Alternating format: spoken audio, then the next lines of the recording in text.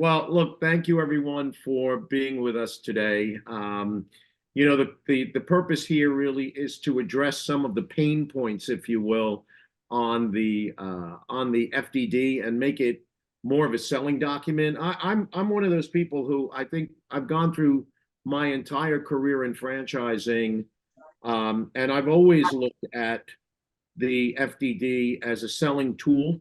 And I think that might be because early on, I got hooked up with Harold, who's on the call, and I'm not blowing smoke up his whatever, but I can tell you that I always view the FDD as a selling document, as a selling tool. A lot of franchisors and a lot of franchise brokers view it as something that is, sort of a wall between doing the deal and not doing the deal. I don't view it that way. I always view it as an enhancement of what the candidate has already been told, either by virtue of a website or a brochure or a conversation with a franchise consultant or salesperson, whatever term you want to use. So I think that the process needs to be addressed in a way that brokers and franchise salespeople, as well as franchisors, see it not only as a necessary, because sometimes I hear, oh, it's a necessary evil. I don't think that, as I mentioned, but as a necessary good step in the process. So what I'd like to do is address just some of what we call, and I think it's on our next slide, the pain points for franchisors and the pain points for franchisees. And then how can we cure that? How do we diminish or reduce the pain points? I can tell you we're not going to get rid of them completely. Andrew Dackey, who's on the call, who's an accountant and does franchise audits and helps with item 19s, will be participating in this, as well as Harold, who many of you know, with Spadia Law. And then we'd like to hear from all of you, so that we can make this more of a dialogue than a pitch, and sort of how we're going to work it. At the end of each slide, we'll open it up for questions. If you have a question, you can put it into the chat. Everybody know how to do that? Anyone not know how to use the chat? Everybody good with that? I'm getting a message here in the chat. Okay. Yeah, I'm being told if you have noise in the background, mute your microphone. Otherwise, I don't care otherwise. So one of the things, I guess we'll just start here. Okay. So pain points that I see for franchisors in terms of how they disclose certain things are certainly how they disclose folks who are in their organization. How many do they disclose? How many should they disclose? Who needs to be disclosed? And what level of background can you put in there so that you're not sort of puffing it all up? And Harold can talk to that when we get to that slide. The other pain points that I see are things like item 19. We actually have some franchisors in our portfolio, although this year that'll be different because when we get them, they don't always have an item 19. And we'll talk about item 19, but it's something that every franchisor should have in their FDD, no matter how painful you think it may be. On the franchisee side, some of the pain points that we'll talk about are sort of understanding item 5, like what does the franchise fee cover? How do multi-unit development agreements, like how do they get paid up front? The language in some of the FDDs that we see and work with is incredibly confusing. And some franchisors are leaving money on the table, and some franchisors are expecting too much, and it'll be detrimental to the sale. So we'll definitely talk about that. And then really all, everyone and contribution, collaborative mindset here on how we cure or address the pain points to make the FDD a more friendly document in the process, because you can't avoid it. You can't avoid it. So you have to make the best of it. And I believe the better you make it, the more sales you'll have. So our first item, and I'm going to ask if there's any questions at that point, just put them in the chat. Anybody have any questions up to that point? No? Good. Okay, great. So, Harold, can you just give us sort of a quick, 30-second overview on item two, the purpose of it, and who should be in there? And then we'll talk about what we see as issues there.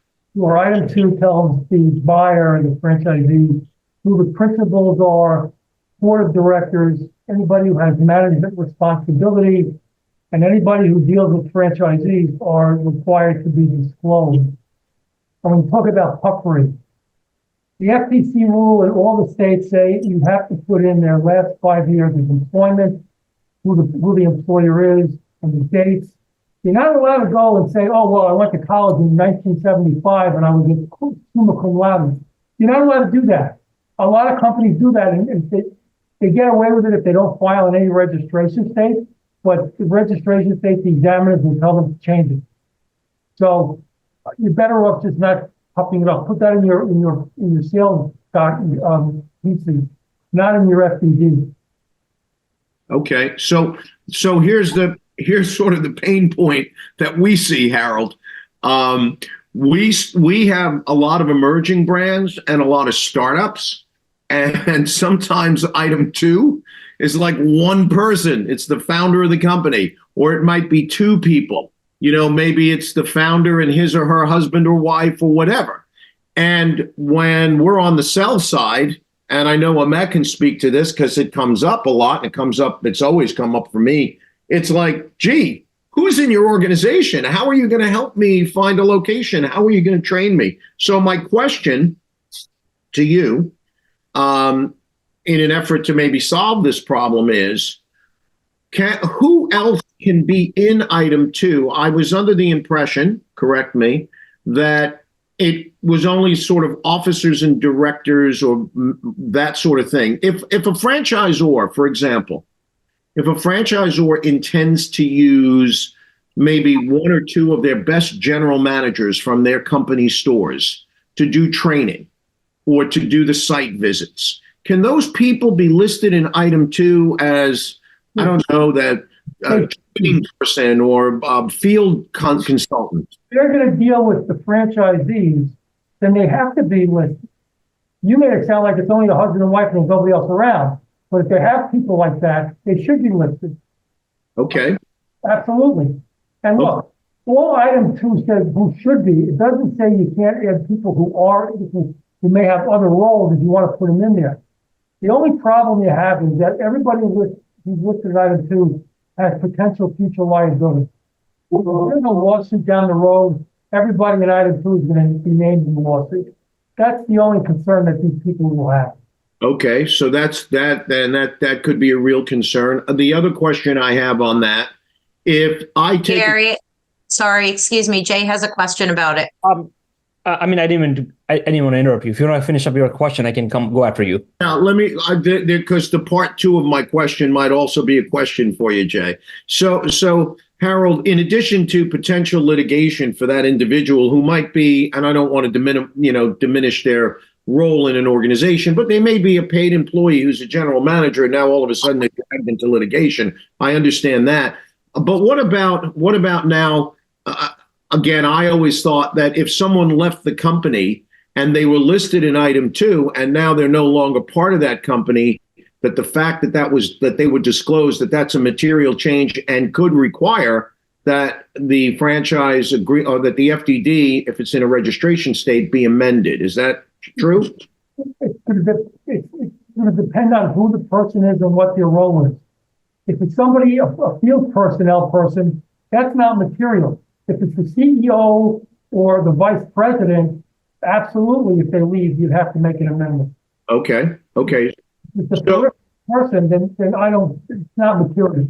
So just because they're listed in item two, if they're item two, based on their position, that would dictate whether or not it's a material change. The other is if they are there, and the franchisor, in my opinion, should have E&O insurance. If they have E&O insurance, would those people who are not necessarily officers of the company or directors of the company, because they're liable to litigation by being in item two, would they be covered perhaps under an E&O policy? If the franchisor lists them, sure. Okay. Jay, you had a question. All right. So, first question is in line with what Gary just asked. So, by the way, I'm Jay Shah. I'm from Marigold Academy. We're an emerging brand. We launched April of last year. So, so anybody who's listed on item 2 is potentially liable for any future, issues that may come up. So E&O, and obviously there's another D&O that possibly protects this individuals. Now, you just mentioned that they have to be listed The policy. on the policy. So basically, everybody who's going to be listed in the FDD item 2, we should be notifying our insurance company to list them as individuals, and that can be a live document. So as you hire more people or people leave and you replace them, that list on the insurance policy should be constantly updated. Good, yes, correct. All right. Great question, Jay. And the second question for you is, so I understand we can list our direct employees, they're paid by us and they do work on the franchise side. As an emerging brand, and I'm sure I can speak for a lot of the people here, as an emerging brand, a lot of the services are currently outsourced, right? Whether it's sales or whether it's marketing or IT or accounting or architecture, whatever it may be. For most emerging brand, it is outsourced. So can we list those people, or we shouldn't be, because they're not direct employees of your organization? If they're not employed, look, under the reg, consultants do not have to be listed. And if they're not employees, they probably, I don't know that they would want to be listed. If I were not an employee, I would tell you, don't put me in there. Right. And in many cases, just to follow up on Jay's point, unlike, say, a sales consultant where, we file, our broker or salesperson's broker in New York and that sort of stuff. If you're outsourcing, let's say, your social media advertising and the franchisee is dealing directly with that vendor, it's not really, there's no connection there. Oh, not at all. Yeah. Any other questions on this item? Otherwise, we'll move to the next thing, the next item.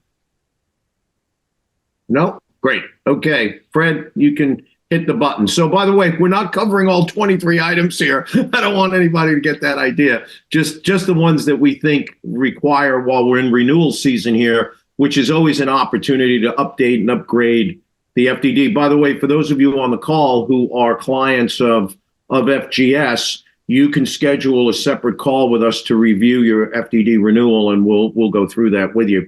Item 5 is about the fees, and there's a couple of things here that we run into, and I know Amer runs into, and it almost always seems to be at least a question and sometimes a pushback.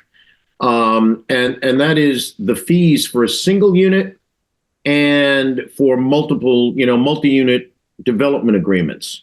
And I always like to start with this idea of, are you offering, and again, startups and emerging brands, are you offering discounts for initial deals? So when we do a franchise development with our clients, what we generally recommend, of course, it's always up to the franchisor, we recommend, hey, for your first unit or your first 3 units or your first 5 units, if chances are someone's going to come back to us and say, hey, you know what? You guys have a $40,000 franchise fee. You have no franchisees. Your competitors are charging 40 grand and they got 100 stores. Where do you come off charging that amount of money? It's a very plausible feeling. Okay. I'm not going to suggest to you that it's right-minded, because that's up to the individual, but the buyer feels that way. And the way we've addressed that in the past is to cut a deal. And I hate to quote cut a deal, even though you can justify it because it's maybe the first franchisee or the first multiple unit franchisee, whatever you want to use to justify it. But if I quote cut a deal, then the question that I'll be putting to Harold in a minute is, do I need to disclose that? And now everybody sees it in the disclosure document that I cut a deal, and why can't I have that deal? Versus putting in your FDD that the first X number of deals sold, and it could be the first X number of deals in a year, in any given year. You can make it whatever you want. Again, I'll defer to Harold on that. But my point is, that from a sales point of view, it creates urgency. Hey, every year we start out the year with the first 2 franchises sold are at a discount. It's not disclosable as you cut a deal. And as I said, it creates urgency. So that's sort of the first thing I'd like to know, Harold, from you. What is disclosable when you cut a deal and what's not? And it may vary from state to state. Well, first of all, I do agree with your point. If you're gonna do this and as an emerging brand and you first can get a discount, you put it right up in item 5. Don't mess around, just put it in there. If you don't put it in there, now if you do a one-off deal, it's not material in most states, they're not gonna do anything. But if you continue to do it and it's not disclosed, you're gonna have a problem. So if you're gonna wanna do this to get sales and generate sales, then I would put it right in there in the FDD. You want to put a time frame on it? Sure. The first 6 months, we're going to offer this discount. After that, it's back to the normal fee. States will be fine with that as long as you put it in there. Yeah. Okay. And I can tell you from personal experience, and hopefully I'm not communicating this information incorrectly. We had a client last year doing a lot of business in California, and they cut a deal with a franchisee. And until we renewed the franchise, the FDD the following year, their particular attorney made us send a statement with the FDD to new candidates saying that the franchise fee was reduced in a particular instance and everything else. So we had to tell the whole world that we were cutting deals, and then everybody said, "Can I have that deal?" California is the only state that has a specific section in their statute that says if you're going to do that, you have to file a form and you have to tell everybody it may not be fees necessarily, but if there are material changes that you're making for one, everybody's going to have to know about it. That's why I tell people, if you're going to go in California, don't make any deals unless you put it in the book up front. Okay, so your recommendation is for a startup or an emerging brand, put it in item 5 if you're going to discount. This way, everybody knows. And again, from a sales point of view, it's a lot simpler. On the discounting for subsequent units in a MUTA, typically what we see, and I'm just going to toss some numbers out, okay? If the franchisor has a franchise fee of $40,000, that's their regular franchise fee. The second unit perhaps might be $30,000, and the third unit might be $20,000, or the subsequent units would be $20,000. So there's a discount in there. We recommend that because, again, one of the pushbacks on the sales side is, well, wait a minute, if I'm committing to 3, can I get a break on the price? Okay, this is how buyers talk to us. They may not talk to the franchisor like that, but that's how they talk to us, the sales team. Oh, if I'm doing more than 1, why can't I get a break? And by the way, all of that information about competitors and who's doing that, it's all readily available on the internet. So there's no way to sort of circumvent the fact that the information is out there and people do compare. So on the discount piece, again, we recommend discounting the franchise fee, but on the money collected up front, there's sort of a few different ways we've seen. And we think 2 are somewhat on the, I'm going to use the word extreme side, and then one method in the middle. So I'm going to describe them. And then I'd like to, if anybody on the call wants to chime in, so to speak, with how they do it or how they think it should be done, that would be great. So we have clients that on one hand, they'll leave money on the table. So they might have a franchise fee of $40,000.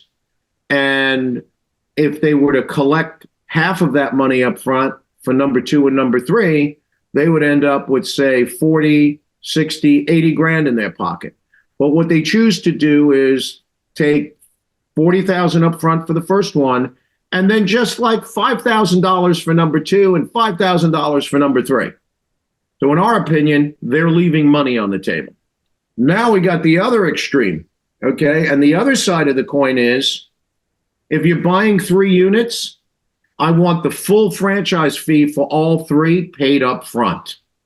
Lots of pushback on that.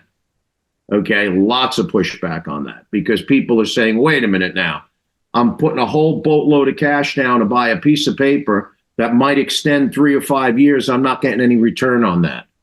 Okay, and then the franchisor's position, and we say it in a different way, but it's, hey, you got to have skin in the game. If you want us to reserve a territory for you, you need to put some money up. It's almost like a deposit, and that's usually 50%. And then when you open the restaurant or the shop or you sign a lease, you pay the other 50. So the way we've been doing this almost forever, and Harold, it's, again, I learned it from you, and I know Spadia does it this way, is if you have giving you some rough numbers, if you have a $40,000 franchise fee and you're selling a 3-pack, what we recommend is you collect the full $40,000 upfront for the first one. If the second one is discounted to $30,000, now follow me here, you should collect $15,000, 50% of the franchise fee for number 2, and 50% of the franchise fee for number 3. So in that math, you would collect 40, 15, and 15. You would collect 70 grand upfront. The person hasn't paid in full. You haven't left a lot of money on the table. The buyer has skin in the game, but the pushback is a lot less. So that's our recommendation in how you collect development fees when you do a MUTA. If anybody has anything they'd like to add or comment on that, turn your microphone on and jump in.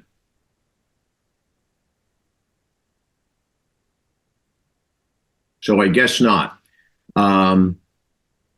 Harold, any thoughts on MUTA? No, from a sales point of view, that's how just about everybody's doing it. And as long as it's in your item, if you disclose it and you do it that way, then it's fine. I think that works. I agree with you.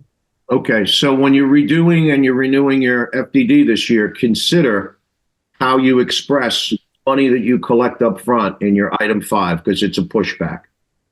It's definitely a pushback. Actually, and we don't. Gary, I have a question about that, if you don't mind me jumping in. No, go ahead. This is new turf for us. We sell one franchise at the time, but I'm curious about, in your example, I get the deposit, skin in the game. If that, I'm going to call it in air quotes, territory comes with exclusive rights and a development schedule, does that need to be disclosed as well? It is. It's part of I think item 12 is territory, right? Harold, help me. Yeah. So I think, and we actually have a slide on that, Lisa. So, okay, I'll wait. Because it's this confusion of what is a protected territory, which is the what's around my store, versus what's an exclusive territory. And we'll get to that. But in one point, the franchise agreement or the FDD says you don't get an exclusive territory, and then it says you do. So it's very confusing.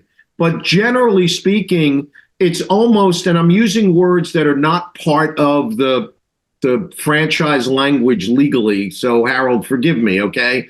But the money they're putting up, it's almost like option money to hold that territory off the market for them to develop, or a deposit. Mm-hmm. Obviously, it's called a development fee, and then it gets screwy because when they open their second unit, the development fee is applied towards the franchise fee, and they pay the other half. That's sort of how it works. So yes, and we're going to definitely talk about that, but the whole idea from a selling point of view, okay? So now we'll put the sales piece here, because that's what this is really about. When we're working with an emerging brand and they want to open a unit in XYZ area, and they go, well, can I open up more later on? You absolutely can, okay? But as a salesperson and as a good citizen, I'm going to tell them you absolutely can open one up. However, when you open up your store, if someone walks in there and gets really excited about this and they want to open one in the town next to you, they can, because you don't have the rights to that town. Sure. So that's why you buy a MUTA, and you have the rights to open up those units in a prescribed amount of time.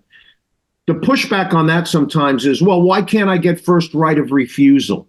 Okay, well, because A, we don't do that, and B, our goal is to enhance the value of the trademark, and the best way to do that is to open up successful stores, and that helps you at exit, and it helps you during your own business, because the logo has more value and the brand has more value. Sometimes they understand that. Sometimes it's like way over their head. But just because the truth is over someone's head doesn't mean you shouldn't tell it, okay? So that's how we handle that. Any other questions? And thanks for that question, Lisa, because it always comes up. I have one quick question for Harold. Harold, I just want to get a clarification on the one point because I couldn't get a clarity on that. If you deviate from your fees, that's defined in the FDD, whether it's single unit, multi-unit, doesn't matter. If you're charging 40,000 and you agree, if the person is doing 1 unit and you, because of your first deal, you're going to do 30,000, you're going to give them, 25% discount. The question is it required or recommended to disclose that in the FDD when you are following your review, or is it defined and different by state? Because I was under the impression that whenever you deviate from the financial terms of the FDD, you are required to disclose it. That's correct, but it gets disclosed 1 year later in the FDD. It does not have to be disclosed at the time if it's a one-off. Right. To disclose the following year, when you update your FDD, you have to say that in 2023, we discounted the fee, whatever it is, so that they know. Got it.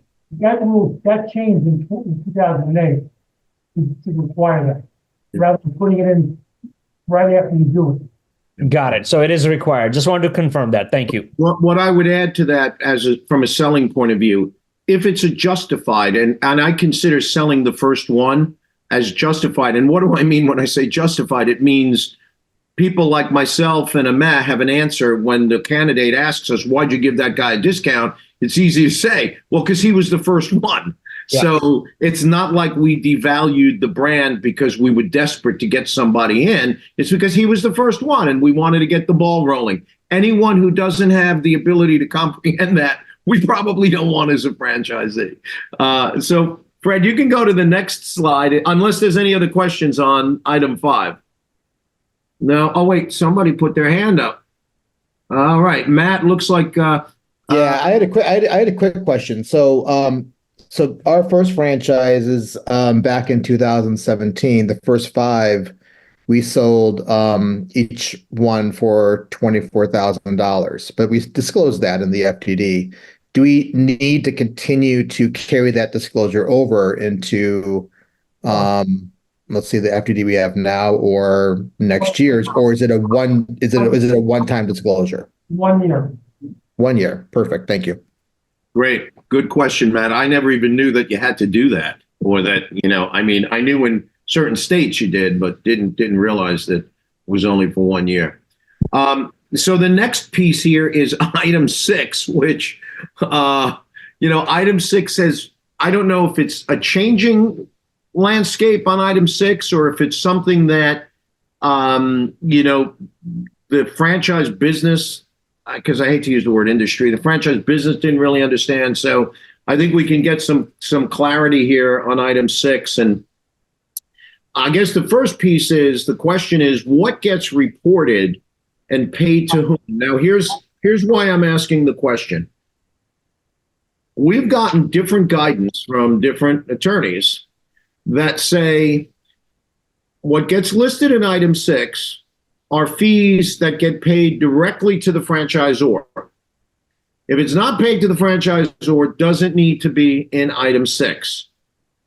So that was always different for me. We always put in, because it said paid to whom, if somebody had a technology fee, let's say it was a restaurant and they were using Toast as a point of sale system, and they were paying Toast a monthly fee, okay, an ongoing fee, which is what item 6 is about.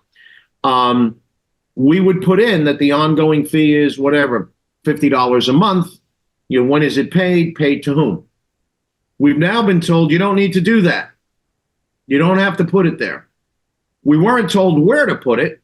Okay.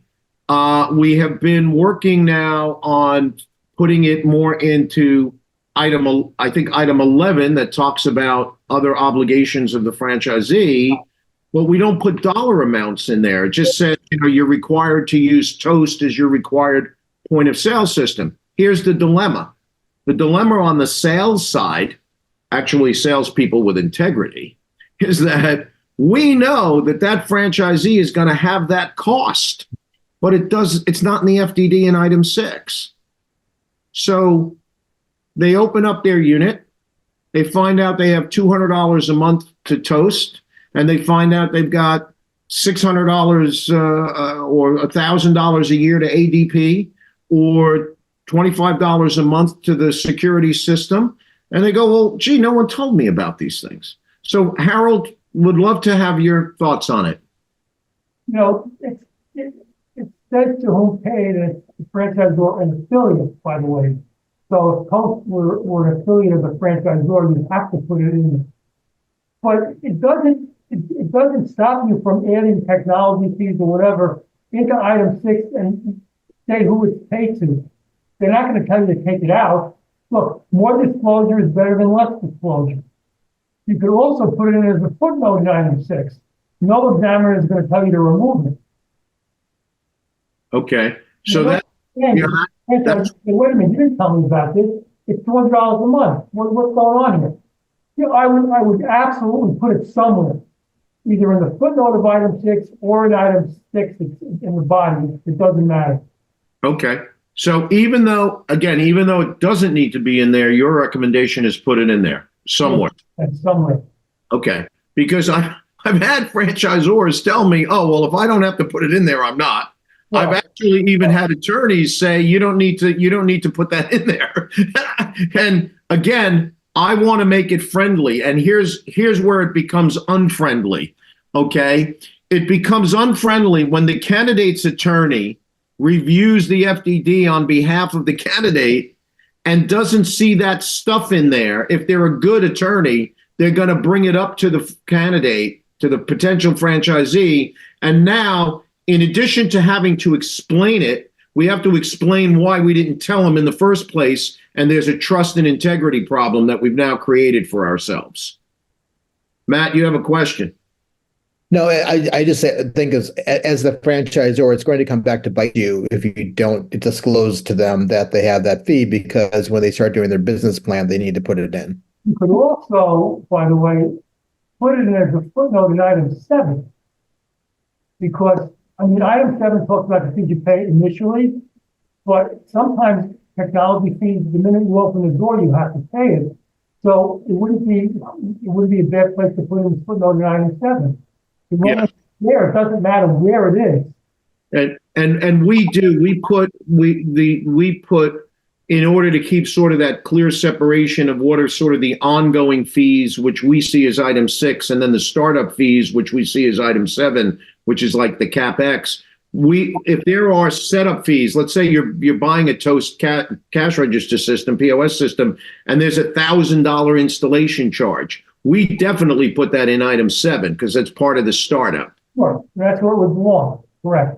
Okay. Some of the other pushback items that we see in item 6 are, again, I put royalties in there. Nobody likes to pay royalties, but you should obviously have a good reason for the royalties other than, hey, that's how we make our money, because they want to know, what do I get for my royalties?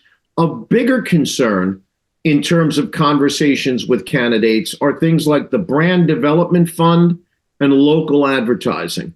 Local advertising, they sort of understand. Okay, all right, I'm going to pay to have Facebook ads in my community, or I'm going to run a coupon or something like that. The brand development fund, which drives me crazy, is one of those funds that franchisees misinterpret all the time because the language we see in FDDs is confusing. So I'm going to tell you my interpretation of a brand development fund. Franchisors can do whatever the hell they want to do. You just have to express it the right way. In my world, when I was a franchisor of 5 different brands, the brand development fee never, ever paid for advertising. Never, ever.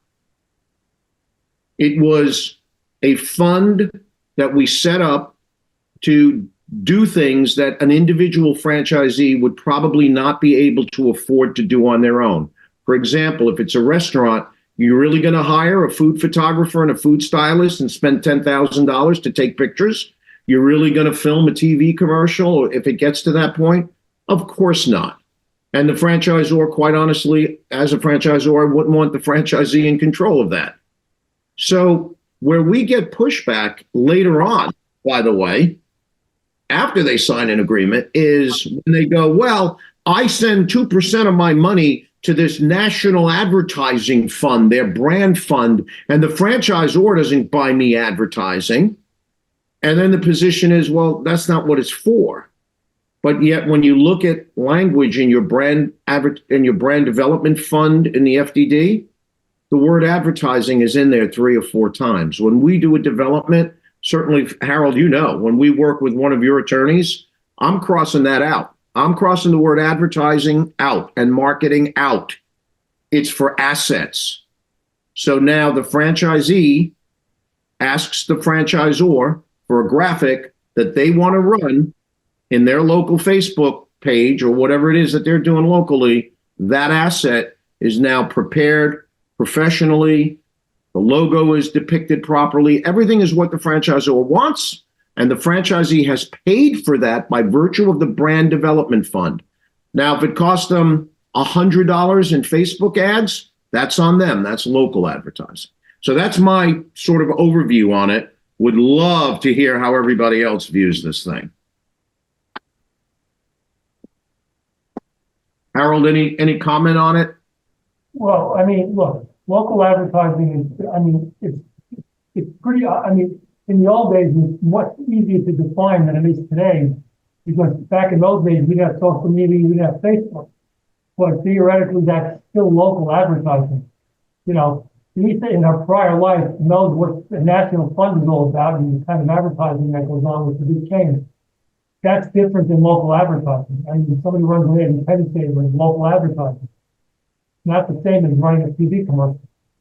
Yeah, what I would add on a bigger level, when I was a Dunkin' franchisee, way back in the 1980s when dinosaurs ruled the world, I was on their advertising committee.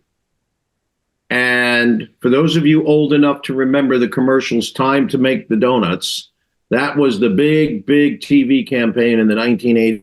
And I always thought that Dunkin' Donuts, Dunkin' Corporate, bought all those TV commercials for Time to Make the Donuts. Well, me and the 4 other people who were on the advertising committee, we controlled about $4 million, which in 1985 was real money, in the New York market.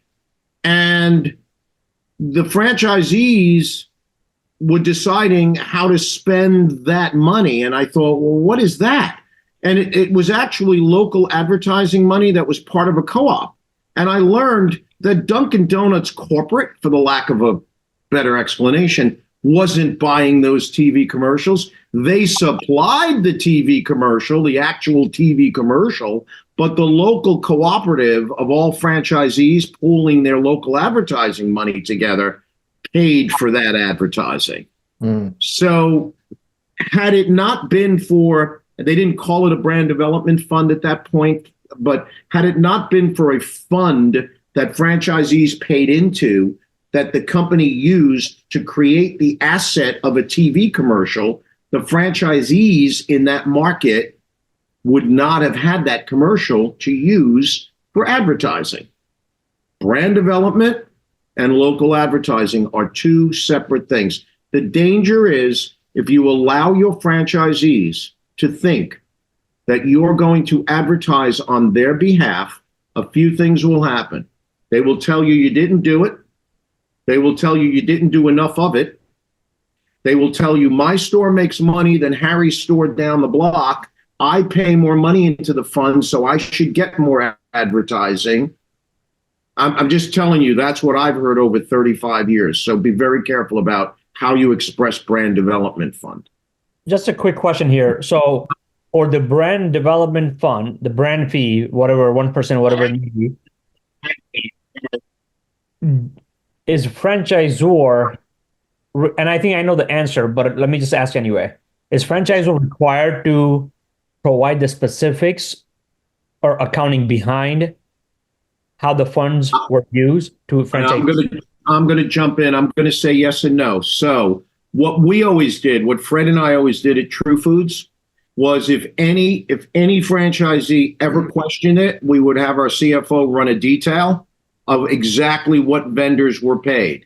That being said, in the FDD, you are required, Harold can tell you what section it is, I don't know what item it is, but you're required to say how much you collected and what percentage you spent on production, on printing, on management. So you're required to give a certain percentage of how that fund was spent. Item 11. Right, Harold? And it's not an audited thing or any of that. No, it's item 11. So Andrew, have you done any when you've worked with franchisors on renewal when it comes to brand development fund and disclosing expenditures? How do you handle that? So it's sort of a requirement because basically in item 21, so we'll get to it. I know it's on the list, but item 21 is the presentation of your audited financial statements. And in there, you have your profit and loss statement. And in the profit and loss, you have a breakout of your revenues, which includes like the 1% or the 2%. So franchisees or anybody looking at the FDD will be able to see, hey, here's how much I collected. But then also in the footnotes of the audit, you're also required to disclose what you're at, like how much you spent on like advertising and marketing. So it's not like an exact like, hey, here's how much we collected for brand, and then here's how much of it was spent. It's more indirect as far as like where I get involved.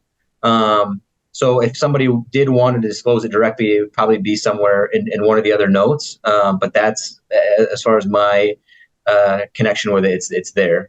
Yeah, and I would add that, Jay, again, as a former franchisor, in the interest of love and transparency in the spirit of the relationship, if a franchisee ever questioned, how much money did you spend on, Joe who runs this, or how much money did it cost to do that food photography and stuff? We would just run a detail off of our accounting program and say, here it is, just to show the franchisee, because we wanted to maintain transparency and we didn't ever want them to think we were hiding anything or using the money for something else, So even though we weren't required to put in X dollars for this vendor, X dollars for that vendor, we would always be ready to defend what we put in the FDD as the percentages we spent in any particular area, say production, printing, creative, whatever it is. We would always be prepared to defend it. Can the brand fund be used for any administrative role? You know what? I'll take that one. We always built into our FDD that up to a certain percentage of the brand fund can be used for the company to hire someone as like an in-house marketing person. I don't recall in True Foods, Fred, you might recall, I think, Miguel, we charged like 10 points for administrative cost. 10% is the back number. Is it 10%, Harold? Most companies. Yeah. So if we collected $100,000, we have $10,000 that we could pay somebody in-house to manage that or outsource or whatever as an administrative fee. And that's a max, 10%. Oh, I don't know that. I think that, the question is what becomes reasonable. Yeah, if you get too crazy, state administrators, you're going to knock it out. I've never seen more than 20% by anybody. Yeah, so I think you want to take that number into consideration because, again, as a friendly document, as a document that you're going to use as a selling tool, if you're telling somebody 50% of that money or 40% of that money pays for one of our employees, my first question is, gee, I feel like I'm donating to a charity where only 10% of the money actually goes to the person in need. And I would also think that, well, what other job is that person doing? Are you taking some of my money to offset your payroll? So again, as a friendly document, from a selling point of view, you want to create an environment where you're transparent with franchisees and you're not seen as the big bad corporation taking advantage of the small business owner known as the franchisee. That is a huge, huge piece in the selling factor here when you're selling a franchise. I think we covered footnotes and renewal transfer and relocation, just really quick on that. I have sort of a school of thought. Oh, wait, what happened here? Why isn't, I should put I know everybody wants to see my smiling face, which is, there you go. I have a specific point of view on renewal, transfer, and relocation. So I'm going to tell you what it is, and then I'd love to hear anyone else's thoughts. Somebody's franchise agreement is up, and maybe they've been with you for 10 years, and they're good franchisees, and they've paid you royalties for 10 years, and they validate great, and they help you sell franchises because they're good franchisees. I would probably charge them a nominal amount of money. Maybe it's consistent with what it costs me to pay my attorney to issue them a new franchise agreement. I see some FDDs that have renewal fees of like 50% of the original franchise fee. I guess you can do that, but I don't know why you would. It doesn't cost you all that much. You got a great person paying you for 10 years, let's say, and they want to re-up. I don't know why you would throw a roadblock. That's up to the franchisor. Transfer fees, on the other hand, are a little bit different. I like to see transfer fees somewhere in the neighborhood of about 50% of the then current franchise fee. Here's why. You have the legal paperwork you have to pay for. More importantly, you now have to spend time and money and staff training that new franchisee. I don't take the position of, well, the selling franchisee will train that person coming on board. No, that don't work that way. Because now they're going to pick up that person's bad habits. But more importantly, if I usually set the clock back, by the way, on the franchise agreement, not by issuing the old franchise agreement, but by issuing a new franchise agreement to that new person coming in. That's how I've always done it. And if I do that, then one of my obligations as the franchisor is to train that new individual. So I have a cost. So for that, I want more. I want like 50% of the then current franchise fee as a transfer fee. Who pays it? I don't care.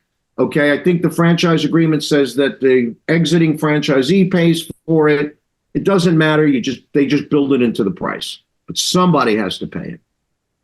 A relocation fee, in my mind, is a little bit less, because now if the franchisee wants to open in another location because maybe they lost their lease, or there's a way better location and they're willing to spend the money to build a new unit, why am I going to hammer them over the head with a fee for me to come out and do the location survey or whatever? So in my mind, it's like a 25% of the then current franchise fee.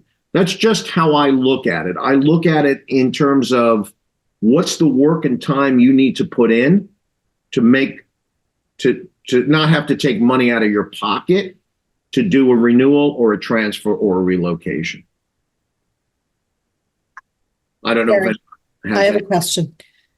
On the transfer fee to a buyer who is new to the system, what's the justification for charging 50% instead of 100%?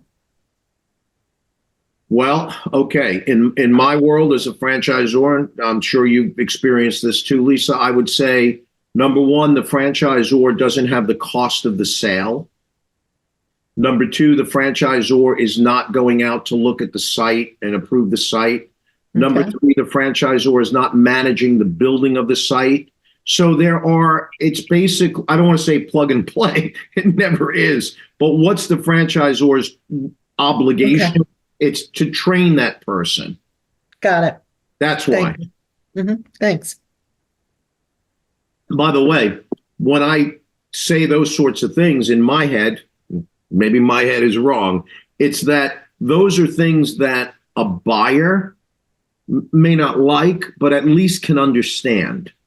Because if they don't understand what you're telling them, you don't stand a chance if they just don't buy into it.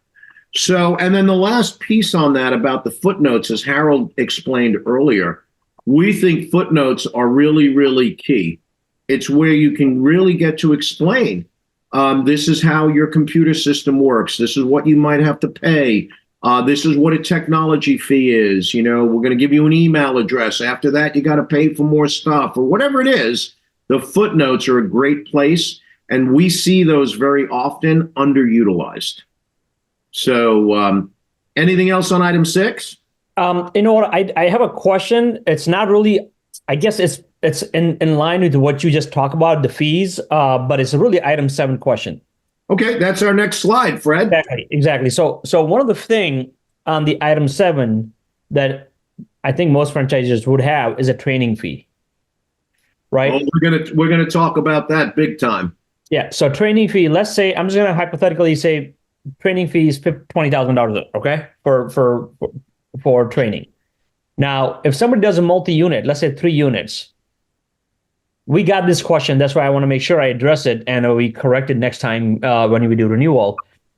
And maybe this is a business decision more than a legal decision, is does a franchisee who's going to do second and third unit now, does that person have to pay $20,000 again for second and third unit? Oh, okay, so heavily discounted. But before we address the question, let's just back up a little bit so we can give everybody an overview. And training fees and fees on item 7 are a big deal with me, because I think it's a place. And listen, I'm an advocate for the franchisor, but I will tell you that I think franchisors are getting cute and they're demanding fees that are outrageous. Here's why. I'm old school. If I pay you a franchise fee and I'm the buyer and I say, well, what does the franchise fee cover? And you tell me, oh, it's a licensing fee. It gives you the right to use our branding and our brand name and our system.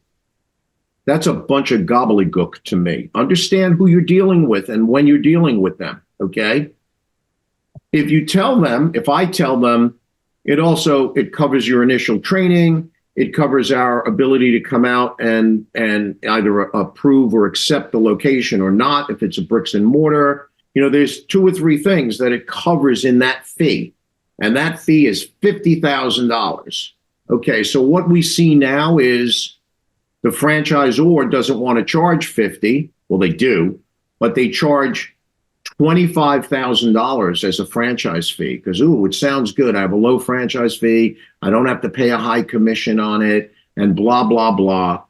And then they have a $12,500 training fee and a $12,500 location fee. So they get their 50. Okay. Part of it has to do with FASB, which I'll let Andrew talk about, because they want to book the money right away. They don't want to book it out amortized over the life of the franchise agreement. But I will just tell you that when you have all these other fees, that is a roadblock to selling franchises. It is a roadblock. If you need or want and believe that your brand and what you're delivering is $50,000, then charge $50,000, stand up to it, and defend it instead of getting cute with, oh, well, it's an accounting thing.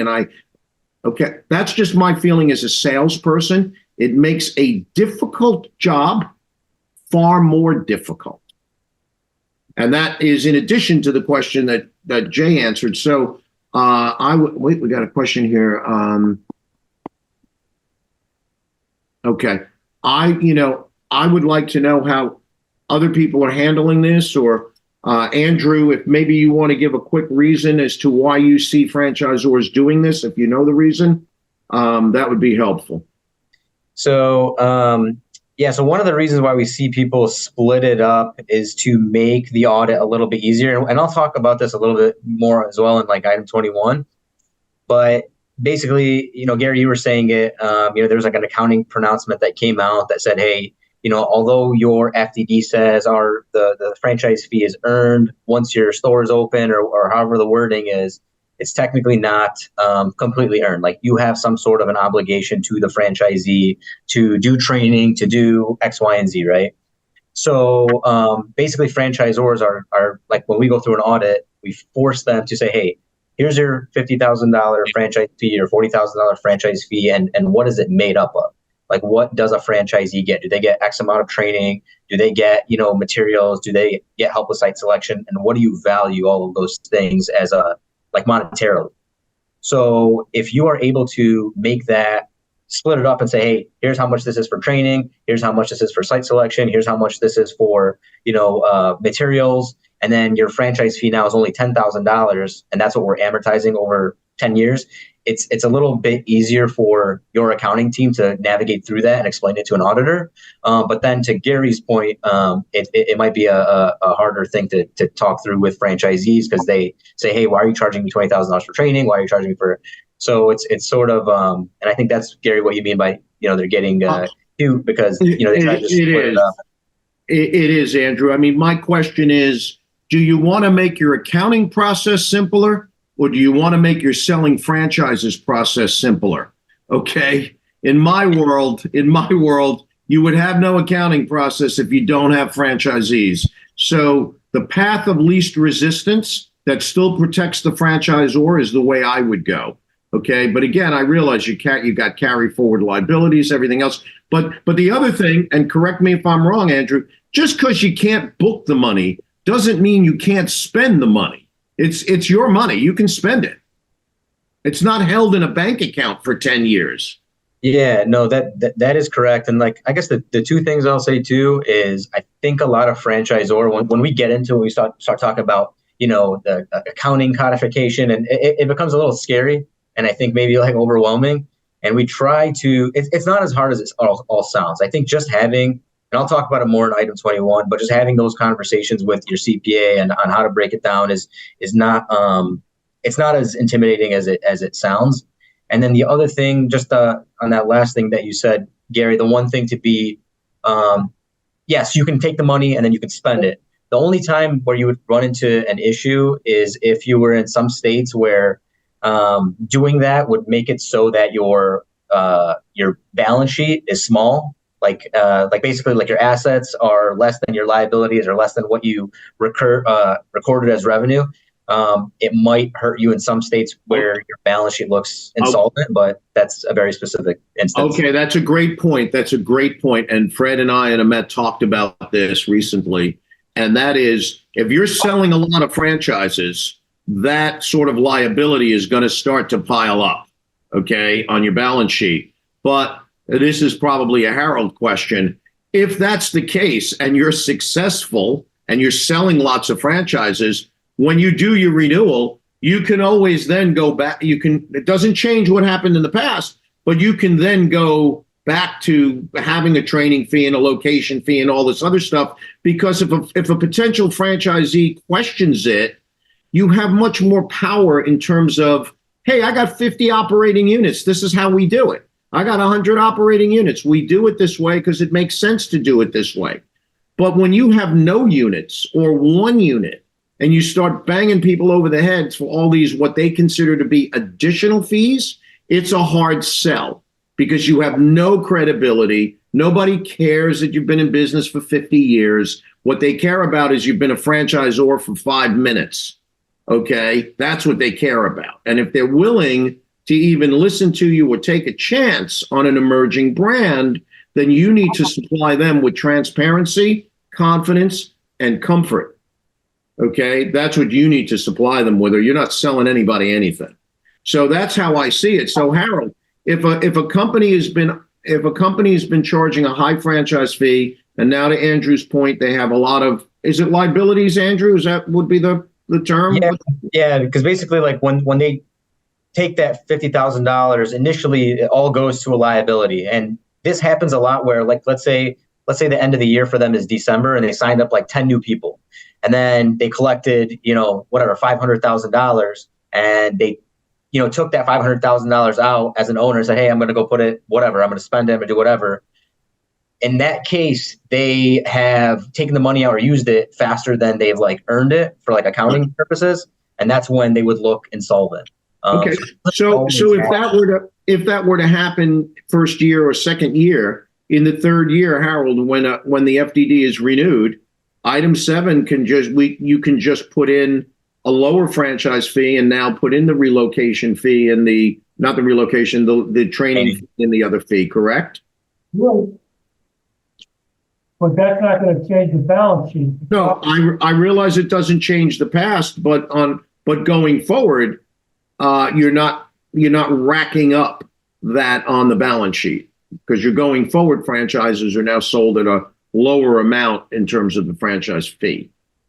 So again, it requires a lot more discussion, more than we can do on this call because we have about another 15 minutes allocated here, and I don't want to bore everybody. But I would say if you have further questions on that, you can reach out to your accountant and ask some questions on that. But I just want to point that out, that when you are nickel and diming, and I'm using that term because that's the perception of the buyer, when you are nickel and diming them on these fees, it creates just not a very friendly environment in the selling process.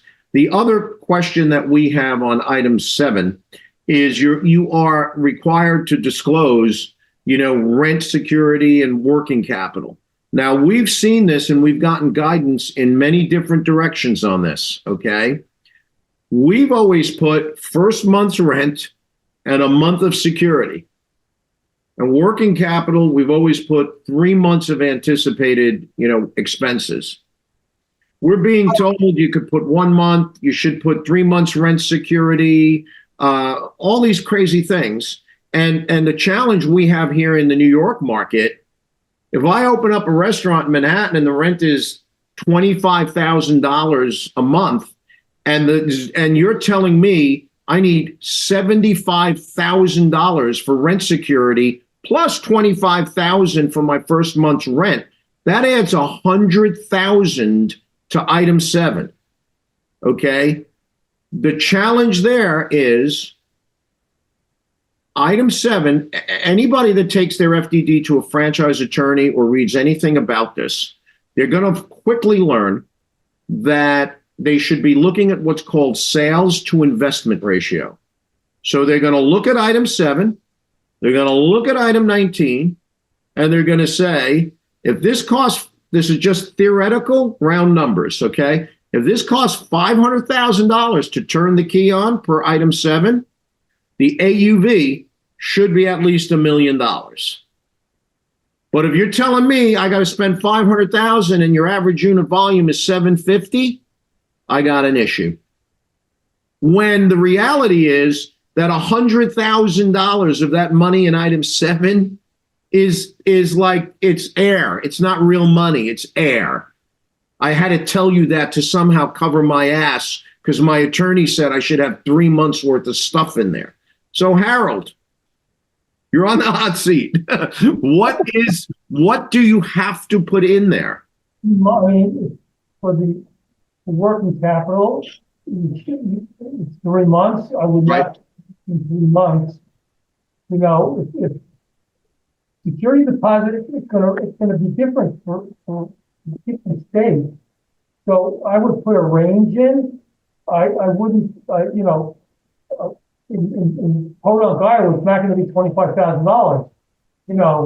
It's going to be a lot less.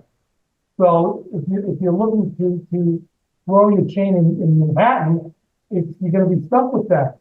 If you stay away from big ticket markets, it won't be that much. But on the working capital, it's absolutely 3 months. Right. Yeah. The working capital is less of a challenge than the rent. So thank you for clearing that up. And for those of you on the call who don't have a bricks and mortar type location, maybe it's mobile or home based, you don't really have this issue. But for restaurants and people who are dealing with bricks and mortar, it is an issue. So you're recommending that there be a high range, but is it based on a security deposit of 1 month, 2 month? I've never seen a 3 month rent security deposit. The deals that I've done in Manhattan usually are 1 or 2. So they take the first month and then a month security. So you're in for, that amount of money. But I've never seen 3 months in a while. Right. Okay. Yeah, So we actually do have 3 months, Gary. We do have I'm looking at my FDD. We got a lease deposit for 1 month and the additional 3 months. So yeah, we do have 3 months. So we were definitely inflated there. yeah. Well, 3 months on working capital you have to put in, and I totally agree with that. It's when we see 3 months of rent security, and it drives the item 7 number up to the point where it conflicts with item 19 in terms of good decision making on a business level. So again, we can give you more guidance on that when we do, our individual FDD update call, but just be aware of that. Fred, can you go to the next slide? We're jumping around. I think the next slide is item 11. I think we can sort of skip this one because I think I presented the best way on the advertising, but on training, what I would say is your FDD should have a table of contents for your operations manual, and it shouldn't be 100 pages. It should have the hours for sort of hands-on training and classroom training. It should list who's doing the training. And what we like to do in terms of how we present training, again, I'm going to use a restaurant as an example, or bricks and mortar, is we break training down into 3 areas. We call it initial training, pre-opening training, post-opening training. Initial training is when the franchisee comes to your location and trains hands-on in your facility or at a training facility if you're big enough to have one. Then when their unit is built, the franchisor, 1 or 2 people might show up at the franchisee's location, help the franchisee train their part-timers, get the store in order, buff it out, do the food order, get the store ready to open. That typically culminates into a family and friends event. That's pre-opening training. And then the third phase would be post-opening training. Now the individual is open. If it's a restaurant, the justification there in my mind is you want to stay with the franchisee in case they get slammed with business. You want to make sure that you're there to help them. You want to go through a cycle maybe and see them do an inventory, see them prepare an employee schedule, see them, do a payroll or whatever it is. So that's how we express training. Now, could it be over 4 weeks or 6 weeks or 5 weeks? Yes. Whatever you believe your training is fine. It's just a function of how it's presented. Because just to say it's, quote, comprehensive, that's not an answer. When someone says, what do you do for training? Oh, it's comprehensive. Oh, okay. What does that mean? We need to spell it out and draw a picture. Maybe it's my old radio background. You need to draw a picture in the mind's eye of the buyer as to what that looks like. So we'll be wanting to know a lot more about that for those, for you guys who are on here who are our clients, because that's how we present training. Any questions on that?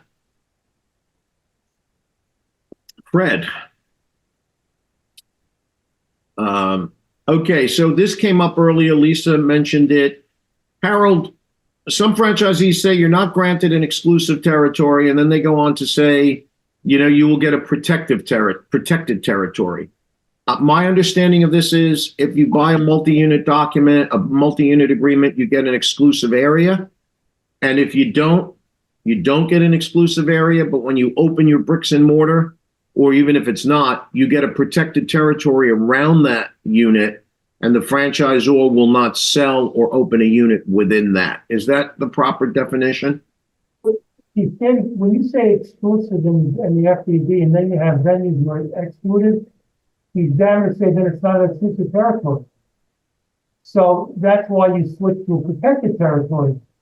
You're protected from a franchisor selling another franchise in your territory. But if you have exclusions, for example, like non-traditional locations, that's a different thing. You may have, a radius of, let's say, 2 miles.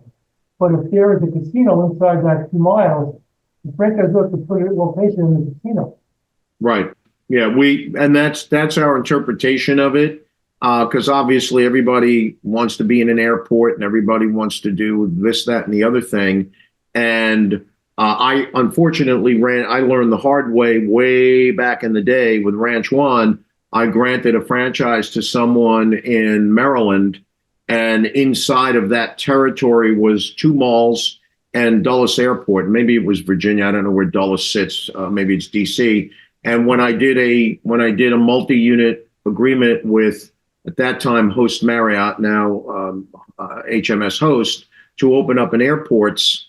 The franchisee was fighting back on me that I shouldn't allow HMS Host to open up in Dulles Airport. And it cost me a lot of money. I had to pay off the franchisee and rewrite the document. So we can talk about all of that in renewal, but I just wanted to get clarification on that. And then the other thing that comes up, it's in franchise agreements. I see it all the time, not in all of them, but in a lot of them, where it says like the franchisor can open up a like-kind business in the franchisee's territory. So if I'm in the Mexican food business and I'm selling Desert Moon and I sell you a Desert Moon franchise, and now I go maybe and I purchase the La Salsa franchise, the company, I could open that up and compete with you under a different name.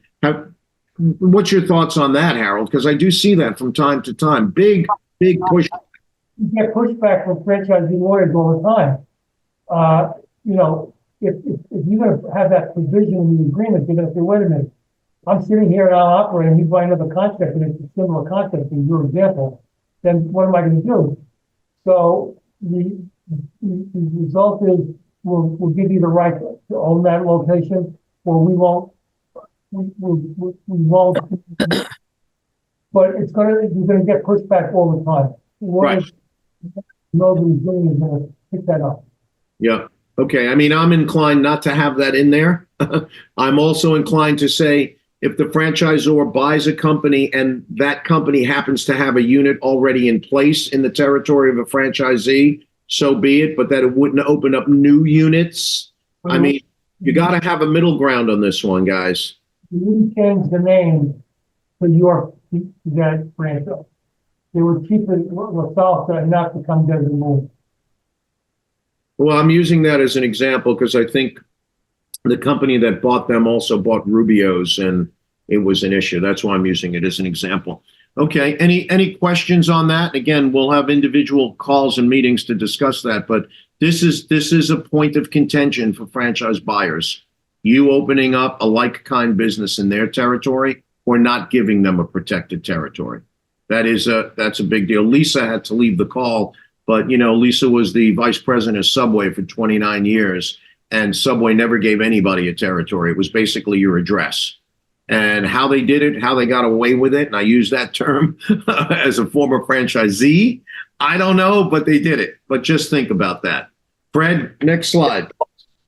All right, item 19. This is a big one, okay? And there's two pieces here. Like, what are the rules? And we've basically heard that there are no rules in the sense that you can express it any way you want as long as you can defend it and show how you got there. Like, there's no format.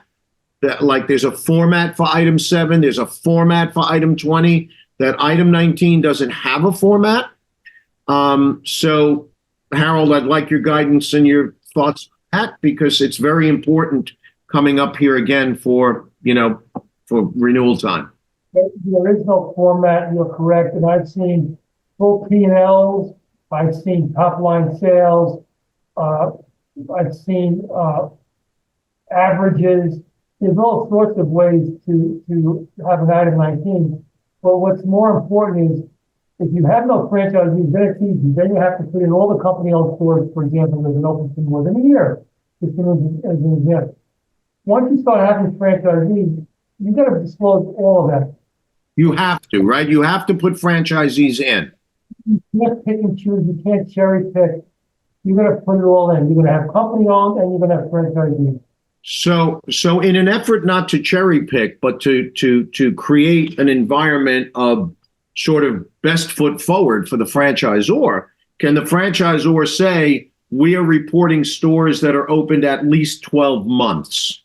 Oh, yeah. And by the way, a lot of state examiners, if they're not open that long, won't want to put it in there. So that's the minimum. So it's not that you can cherry pick, but you can set up the assumptions of what you're reporting before you report it. Okay. And that's key. And I know Andrew probably has, some level of detail. We always go back and forth on what level of detail. So on our food establishments, on our food brands, we do top line sales, cost of goods, cost of labor, and then other expenses, which all lumped in there, and then the anticipated royalty and advertising that you have to show to come to a number. But if you're running a restaurant and you got $3 million in top line sales, those numbers flow through pretty nicely. If you have a service business and that service business only does $300,000 a year, if you don't put in all the other numbers, it's like, oh my gosh, this thing only makes 300,000. But what we've learned is a restaurant might have a 17% bottom line on $2 million in sales, and a home services business that's doing $300,000 might have a 40 or 50% bottom line because they don't have any expenses. So they, the owner is walking away with, call it 120 grand, 150 grand. So what we like to do with service brands is put in an entire P&L. So Andrew, I'd like to know your thoughts on whether or not you feel, or how you like to express item 19s for the clients that you deal with. Yeah, I mean, I've seen it a lot of different ways, and there's a lot of different information that you could throw in there or organize it. Some of them will split it up geographically. So this show like, hey, here's what we look like in the Midwest versus here's how we look like on the East Coast. It really just depends on what it's all going to look like when you have it all. My biggest thing, or my biggest takeaway for item 19 is getting the information and getting it timely. That's, I think, the hardest thing, because I think you're able to make all these decisions a lot better when you do have all the information in front of you and you have it quickly, because you're not able to put these analysis together if you're asking for all of them come like January or February. The biggest thing that I wanted to mention with this is just working with franchisees and setting up a process early on, whether it's, hey, we need you to send your quarterly P&L and these metrics by the X amount of time. And then annually give us X, Y, and Z, and then and holding them to it in some way. I've seen some groups also push their entire, all their franchisees to a specific accounting group that will then, that accounting group will then provide the accounting information to the franchisor, which I've seen, like the groups that do it have a lot more opportunity to get the information that they want to present here, because then you can get it all early. You can make decisions. You can say, hey, here's how it looks. Here's what my top third, mid third, bottom third look, or here's what East Coast versus West Coast looks like. And you're able to play with it a little more and make the decision a little bit more effectively. And on top of that too, not just for the sake of item 19, but if you do set something up like that where you get that information quickly and a little bit more in a way that's a little bit more verifiable, you're able to use it for item 19, but then also you can kind of spot check against royalties and marketing, making sure people are giving you the right information. You can make sure that they're compliant on their end and they're not, shorting like sales tax or something like that would make your brand look bad with a specific group. So just some things. I mean, like I said, my biggest thing is just making sure you have a good process with them early on, like as soon as you're talking through with them what their responsibilities are to you as a franchisor. Great. Thank you. And again, I know for those of you who haven't started your franchise company's audit yet, you should have began putting stuff together in November, but that's another conversation. And if you have any other questions on that, feel free to reach out to Andrew directly. Andrew works with a lot of our clients and, does a great job for them, because that's the reviews that we get. And that's why we work with Andrew on this stuff. The last slide. Just a quick question. So Andrew, does your firm also does the franchisor financial audits? Because not all accounting firms do. No, yeah. So we do. The main thing that we do is item 21. We'll do the audit for the franchisor. Yeah. There are some groups where we actually do like accounting for franchisees.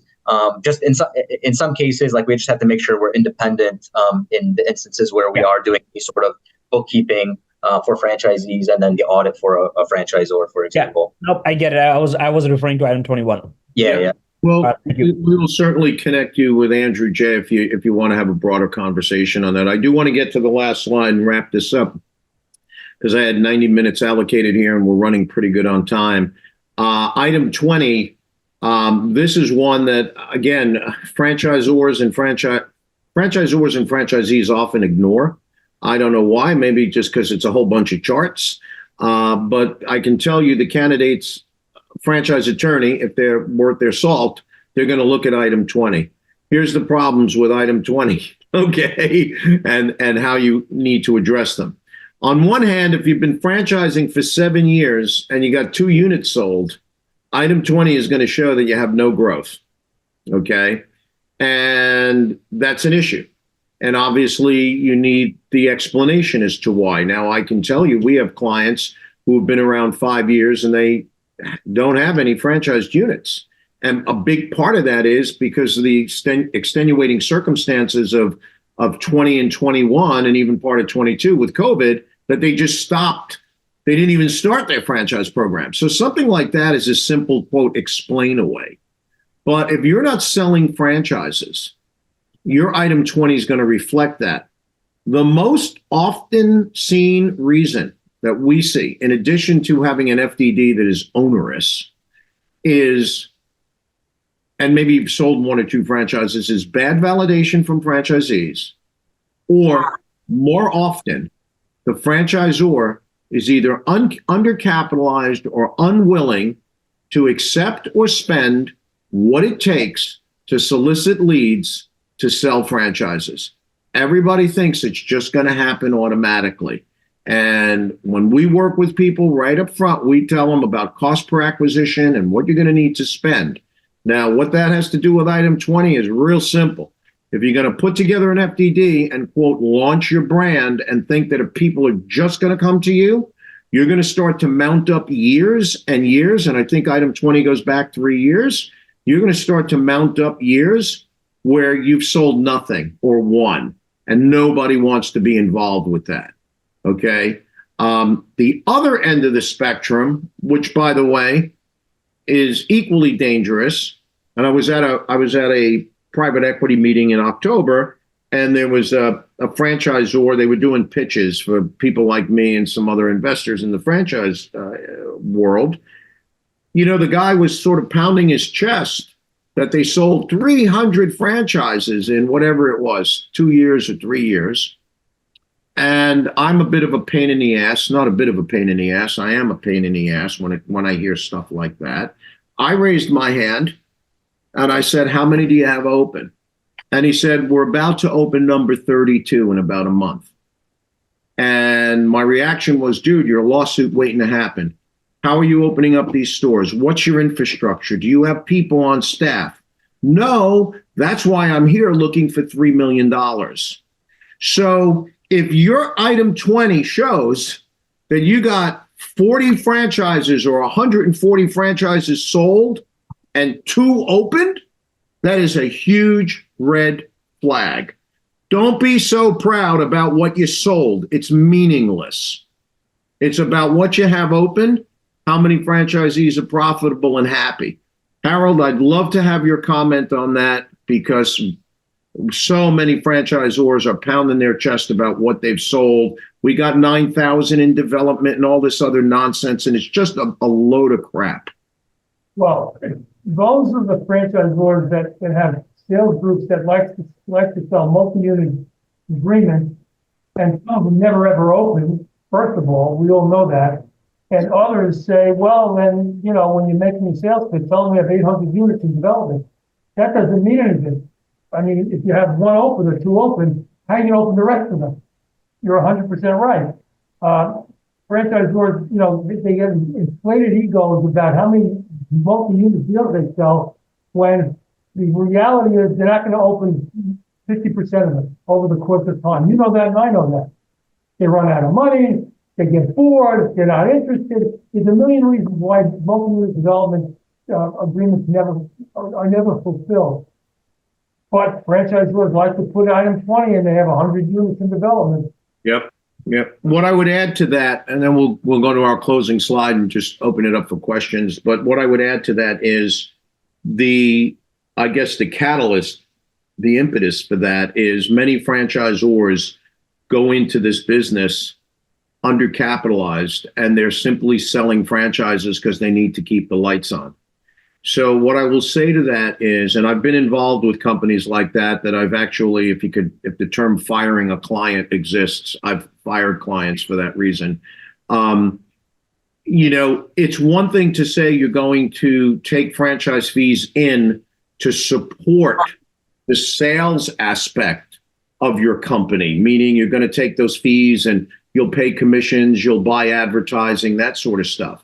It's another thing entirely to say, I'm going to take that franchise fee because I got to make payroll and I got to pay my electric bill. That simply means you should not be franchising because you don't have the money to do it.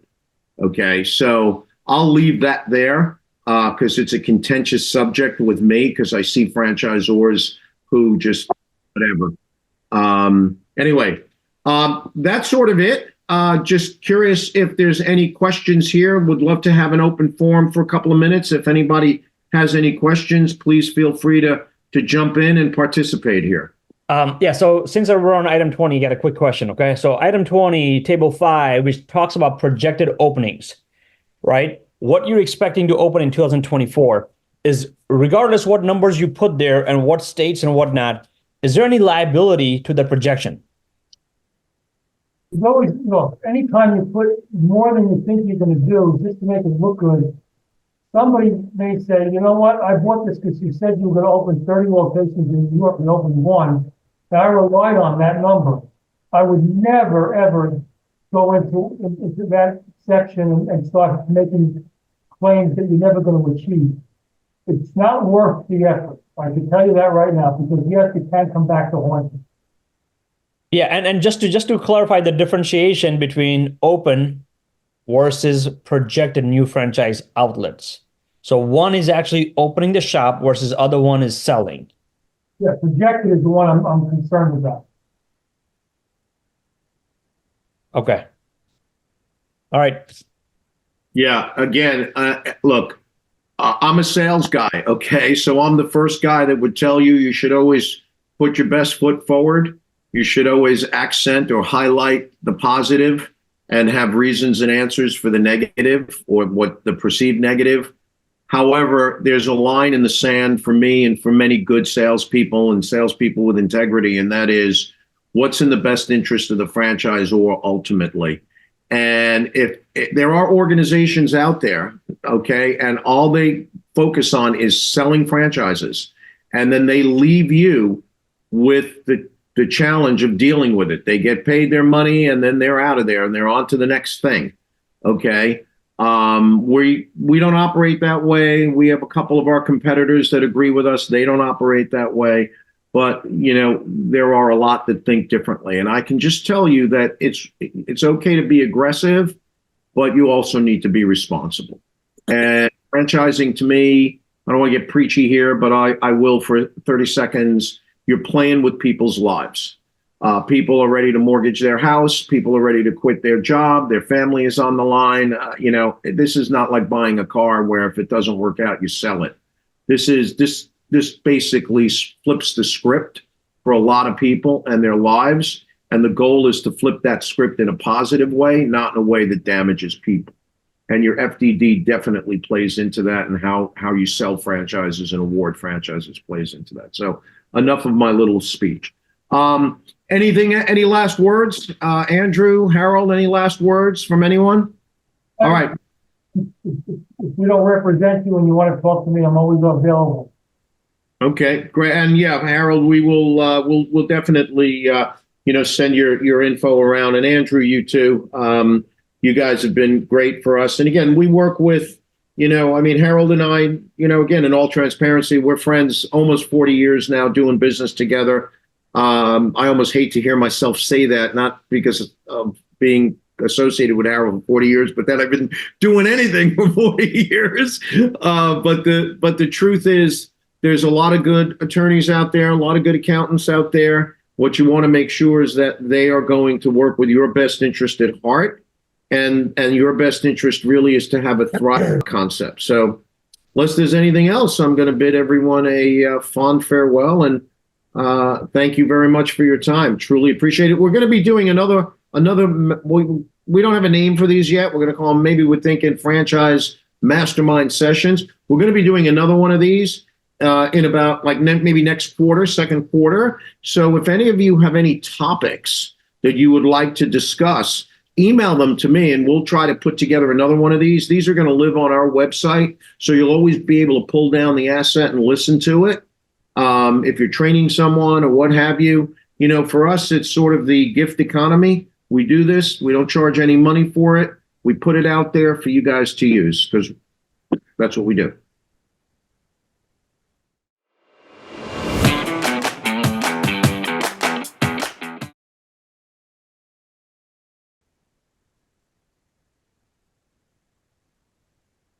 He's frozen, Gary. You froze. I think he's frozen. And this is one of my favorite stories too. I think it's the weather he's experiencing up there Yeah. right now. Sure. Fred, if you know the story, take over. Yeah, Fred, go for it. Yeah, I Fred. can do my version of it. He is really frozen. He is really frozen. Oh, here's Gary. We were so excited to hear the story again. How you're frozen? You're still up on the screen. Yeah, if you try to log in, log out, and log back in, you're probably going to lose everybody. So, He's probably still talking. no, he's coming back in. He's coming. He's coming back in. It looks like he assigned Andrew as host.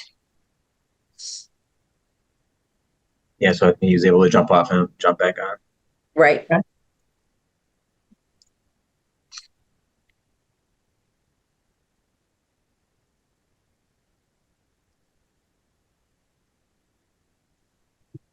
Is everybody experiencing nice cold weather today?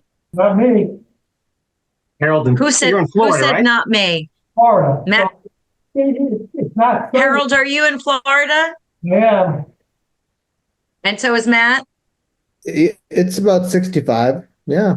we're, Plain. We're Sorry? in New Jersey. we're, Jay, how is it up by you? Is it snowing yet? No, it's cold, but I'm in the house, so Matt, where are you? I'm not leaving. Tampa Bay. Oh, you're up north. I'm in Boca. Oh, okay. So it's 75 here. Well, I was going to say a little warmer. Yeah. Hey, at least we're Well, not. Andrew's indoors, but he said everybody's wearing coats where he is indoors, right, Andrew? Yeah, I don't know what happened, but like I swear our entire building, the heat is not running, and it's about 2 degrees outside. We're like just Ooh, 2 degrees. Degrees. yeah, we're just outside of Detroit and like 20 minutes north, and it's very cold today. It Yikes. was, Oh, there you go. Yeah, yeah, Chicago is It's -9 at 8 a.m. Give yeah. me a break. Andrew, our hearts are warm though because of the Lions win. Oh yeah, there you go. I saw Tony all the Detroit stuff yesterday. Was fun to watch for sure. I'm back. Can He's back. I don't know what happened there. My apologies for that. So I guess I should finish that Duncan story, right? So Fred was going to try to finish Is it for anybody you, that has but heard it yet? Actually, it's just Yeah, let's make it so- cold. just really quick. So I was on the advertising committee. Why they put me on the advertising committee, I have no idea. It was 26, didn't have any idea, right?